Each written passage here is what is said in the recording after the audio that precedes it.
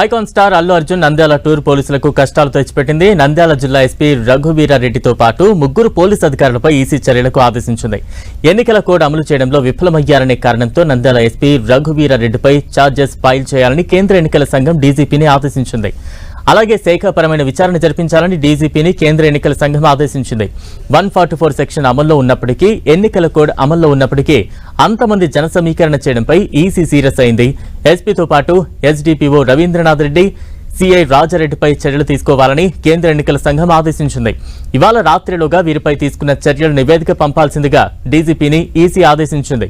శనివారం నంద్యాలలో పర్యటించారు అల్లు అర్జున్. సతీమణి స్నేహారెడ్డితో కలిసి నంద్యాల వైసీపీ అభ్యర్థి శిల్పా రవిచంద్ర కిషోర్ రెడ్డి ఇంటికి వెళ్లారు. శిల్పా రవి బన్నీకి ఫ్రెండ్ కావడంతో ఆయనకు మద్దతు ప్రకటించేందుకు అల్లు అర్జున్ అతని ఇంటికి వెళ్లారు. అయితే అల్లు అర్జున్ వస్తున్నారనే సమాచారంతో వేలాది మంది జనం అక్కడకు చేరుకున్నారు. దీంతో శిల్పా రవి ఇంటి పరిసరాలు కిక్కిరిసిపోయాయి.